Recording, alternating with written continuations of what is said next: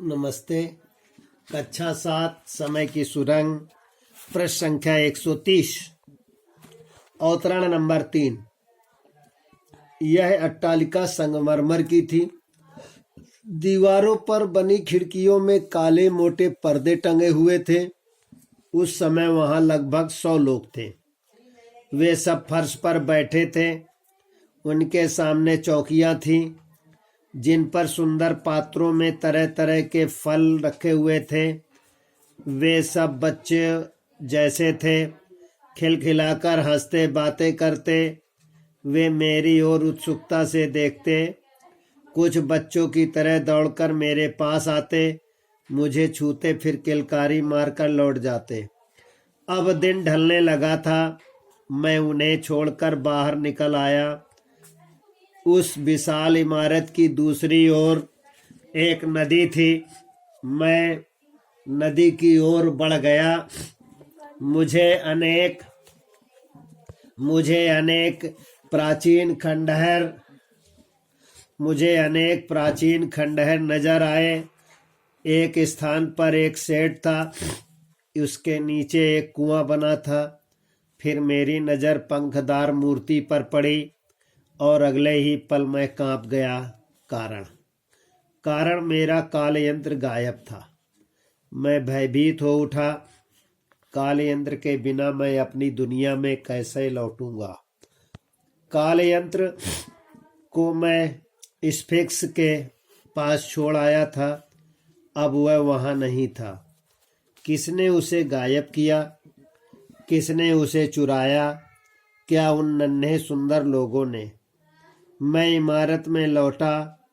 वहां सब लोग गहरी नींद में सोए हुए थे।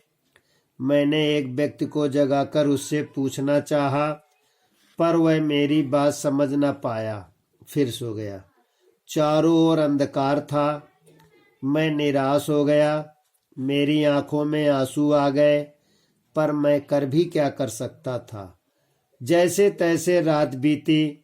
सूरज निकलते ही मैं दौड़कर पंखदार मूर्ति के पास पहुंचा। मैंने देखा कि जहां कालयंत्र रखा था, वहां जमीन पर लकीर बनी हुई है, मानो कुछ लोगों ने कालयंत्र को खींचा है। मैं उन निशानों के सहारे आगे बढ़ने लगा। आश्चर्य ने ये निशान पंखदार मूर्ति की ओर गए थे।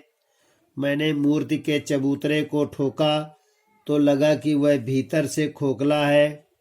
मुझे विश्वास हो गया कि मेरा कालयंत्र इसी चबूतरे के भीतर छिपाया गया है। मैं चबूतरे में बना गुप्त द्वार खोलने लगा। प्रश्न संख्या 130 में प्रश्न इस प्रकार बनते हैं। अट्टालिका कैसी बनी हुई थी? खिड़कियों पर क्या क्या लगे थे? प्रश्न नंबर 3, उस समय कितने लोग बैठे थे? प्रश्न नंबर 4, बच्चों ने किसे आकर छुआ? प्रश्न नंबर 5, खंडहर कैसा था?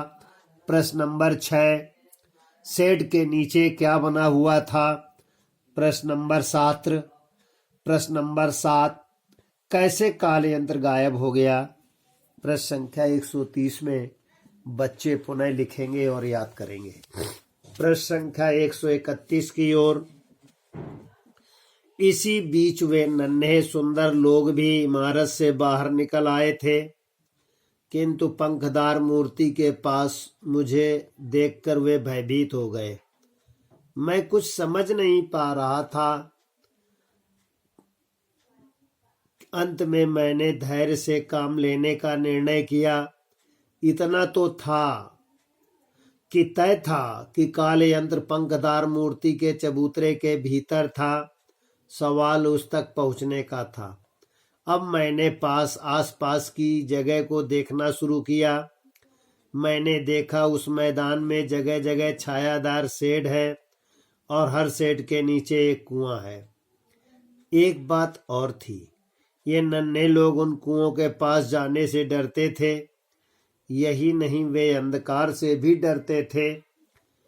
रात होते ही इमारतों में छिप जाते थे। इसका भी रहस्य शीघ्र ही मुझे ज्ञात हो गया। हुआ यह, एक दिन मैं एक खंडहर में विश्राम कर रहा था। वहां घना अंधेरा था। सहसा मैंने अनुभव किया कि कोई मुझे छू रहा है। मैंने चीख कर पूछा, कौन है? अगले ही पल मैंने टार्च जला दी। टार्च के प्रकाश में मैंने एक विचित्र जीव देखा। प्रश्न संख्या 131 में इस प्रकार है, शेड के नीचे क्या क्या बना था, मैंने क्या कर दिया और कैसा जीव देखा? प्रश्न उत्तर बालक लिखेंगे और याद करेंगे।